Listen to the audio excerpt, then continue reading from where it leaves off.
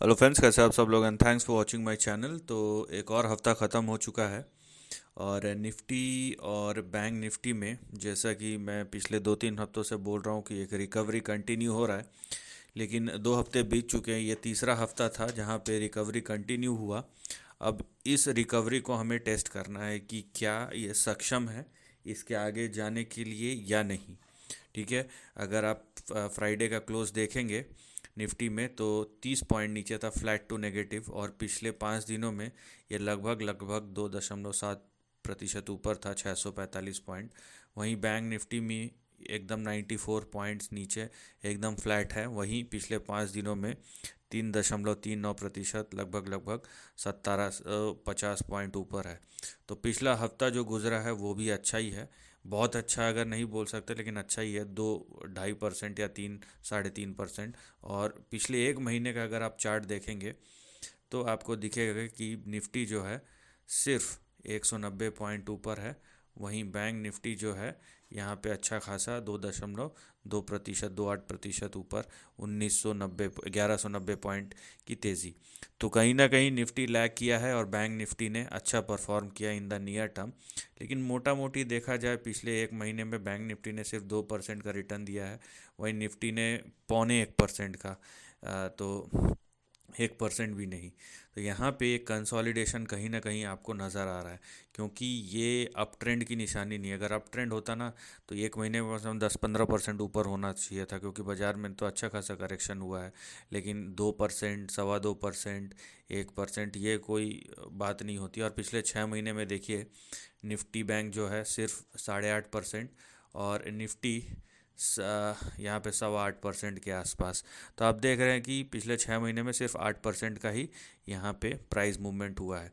तो इससे आपको समझ में आ रहा होगा। तो करेक्शन तो हुआ है, लेकिन अगर आप थोड़ा सा हाफ ईयरली की तरफ जाए तो ये कहीं ना कहीं एक कंसोलिडेशन में कन्वर्ट हो गया, rather than a big correction. No doubt individual stocks में हुआ है, लेकिन इंडेक्स लेवल पे कहीं ना कहीं मैनेज जैसा कि होता है वैसा हो रहा है। तो अब चलते हैं चार्ट की तरफ और देखते हैं कि चार्ट से हमें क्या इंडिकेशन मिलता है। तो ये निफ्टी का चार्ट है। अब देखिए, मैंने जैसे कि पिछले हफ्ते बोला था कि अब रिकवरी टेस्ट होगा।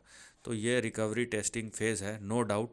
या निचले स्तरों से निफ्टी जो है करेक्शन के बाद यहाँ पे देखिए 5.84% ऊपर है। और मीन वाइल यहाँ पे हमारे सामने एक प्राइस ब्रेकआउट भी हुआ है। तो ये लेवल जो है ये आपका नियर टर्म में रेजिस्टेंस था। अब इसके ऊपर निफ्टी ने प्राइस ब्रेकआउट किया है। तो अगर आपको देखना है कि निफ्टी अब इससे आगे जाएगा कि नहीं ऊपर, तो यहाँ पे इसके लिए ये ज़रूरी है कि निफ्टी इन दोनों लेवल्स के ऊपर सस्टेन करे। कौन सा है? 24,580 और 24,510। तो समझ लीजिए 24,500 के नीचे निफ्टी नहीं जाना चाहिए। अगर 24,500 के नीचे गया निफ्टी, तो फिर से वोलेटिलिटी निफ्टी को हिट करेगा और फिर से आपको करेक्शन देखने मिलेगा।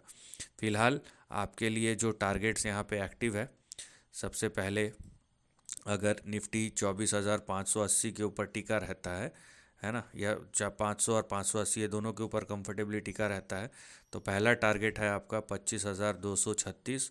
उसके बाद है 25,500।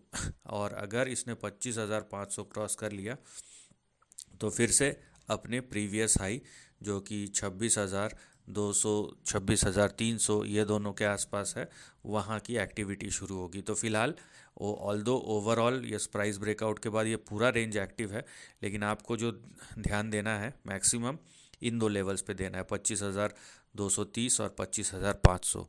अगर 25,500 के ऊपर क्रॉस कर गया निफ्टी, तब आप इसको एक्सटेंड कीजिए 26,200-300 तक। आई होप आपको समझ में आया होगा ये चीज़। तो एक ब्रेकआउट तो है, प्राइस ब्रेकआउट, लेकिन ये अब टेस्ट होगा यहाँ पे। ठीक है, लेकिन टेक्निकली ये पॉजिटिव है। वहीं बैंक निफ्टी जो है, बैंक निफ्टी यहाँ पे बहुत इसका स्ट्रेंथ निफ्टी से ज़्यादा अच्छा है, मैं बोलूँगा। और यहाँ पे इसका मैं आवरली चार्ट ना लेके डेली चार्ट का यूज़ करूँगा क्योंकि बैंक निफ्टी अपने ब्रेकआउट के बहुत नज़दीक है। और इसमें करेक्शन से ज़्यादा एक आप बोलेंगे कि रेंज फॉर्मेशन दिख रहा है, क्योंकि इतना होने के बाद भी बैंक निफ्टी गिरा नहीं है। और बैंक निफ्टी का जो एक्टिव रेंज है वो है 53,400, 53,400, ये आपका सपोर्ट और स्टॉप लॉस है। और ऊपर है 54,545, 546, 54,546। तो इस नैरो रेंज के अंदर निफ्टी बैंक ट्रेड कर रहा है। तो आपको वेट करना पड़ेगा कि निफ्टी बैंक 54,546 के ऊपर ब्रेकआउट करे और उसके ऊपर सस्टेन करे। तो ये मैंडेटरी है निफ्टी बैंक के लिए। ठीक है, तो जहाँ पे निफ्टी जो है वो कहीं ना कहीं प्राइस ब्रेकआउट देके अपने प्रीवियस हाइस की तरफ बढ़ रहा है, लेकिन ये बहुत महीनों बाद बैंक निफ्टी जो है अगर 54,546, 54,546 के ऊपर क्रॉस किया तो यहाँ पे बैंक निफ्टी जो है निफ्टी को एक्सीड करेगा। लेकिन आपको ध्यान रखना है कि 53,400 के नीचे बैंक निफ्टी नहीं जाना चाहिए, नहीं तो फिर से वोलेटिलिटी हिट हो सकता है। क्योंकि बैंक निफ्टी का अगर आप ओवरऑल ट्रेंड या रेंज देखें तो ये देखिए ये रेंज, और ये रेंज अभी भी एक्टिव है। ठीक है, ये रेंज क्या बताता है आपको कि bank Nifty rather than going for an upside, क्योंकि ये रेजिस्टेंस के पास भी है, बैंक निफ्टी एक रेंज बाउंड परफॉर्मेंस दे रहा है। ठीक है, ये कोई प्राइस करेक्शन नहीं है, क्योंकि यहाँ पे एक रेंज फॉर्मेशन हो गया है, तो ये एक रेंज के अंदर ही टाइम स्पेंड कर रहा है। यहाँ पे बैंक निफ्टी का आप देख रहे हैं कि बैंक निफ्टी कैसे यहाँ पे मूव कर रहा है। ये देखिए इस तरीके से मूव कर रहा है साइक्लिकल में। तो यहाँ पे हो सकता है कि अगर बैंक निफ्टी 54,545 के ऊपर गया तब यहाँ पे हम ब्रेकआउट मानेंगे, उससे पहले नहीं। उससे पहले पूरे चांसेस है कि बैंक निफ्टी रिजेक्ट कर सकता है और ऊपर जाने से पहले एक और डिप मारे।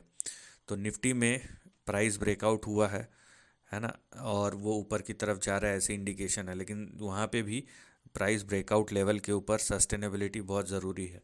और जहाँ तक बैंक निफ्टी की बात है, बैंक निफ्टी आप देख रहे हैं कि वो ब्रेकआउट के बहुत नज़दीक है, लेकिन यहाँ पे कंफर्मेशन चाहिए हमें ब्रेकआउट का। तो दोनों चीज़, चाहे निफ्टी हो या बैंक निफ्टी हो, एक चीज़ कॉमन है कि हमको कंफर्मेशन चाहिए अगले हफ्ते। अब अगले हफ्ते कितना मोमेंटम रहता है, क्योंकि अगर आप देखेंगे कि फ्राइडे का परफॉर्मेंस मैं आपको दिखा देता हूँ एनएससी सेक्टोरल परफॉर्मेंस का, तो वहाँ पे आपको पता चलेगा कि किस सेक्टर ने परफॉर्म किया है। और लेकिन हमें बात यह है कि किस तरीके के परफॉर्मेंस चाहिए हमें पूरे बाज़ार से। यहाँ पे आपको देखने मिलेगा कि निफ्टी ऑटो चला है 1% के आसपास, एफएमसीजी फ्लैट टू पॉजिटिव था, है ना। यहाँ पे आईटी एकदम फ्लैट था, मीडिया फ्लैट था, निफ्टी मेटल चला है, निफ्टी पीएसयू बैंक आधा %। बाकी सब जो अच्छे खासे जो चलते हैं ना, रियल्टी देखिए एकदम फ्लैट है, हेल्थ केयर फ्लैट है, चला कौन सा कंज्यूमर ड्यूरेबल्स। तो यहाँ पे फ्राइडे को ऐसा लग रहा है कि प्रॉफिट बुकिंग मोड पे चली गई है। तो ये अगले हफ्ते ये पूरा बाज़ार परफॉर्म करना चाहिए और उसका क्यूमुलेटिव इम्पैक्ट आपको निफ्टी और बैंक निफ्टी पे दिखेगा।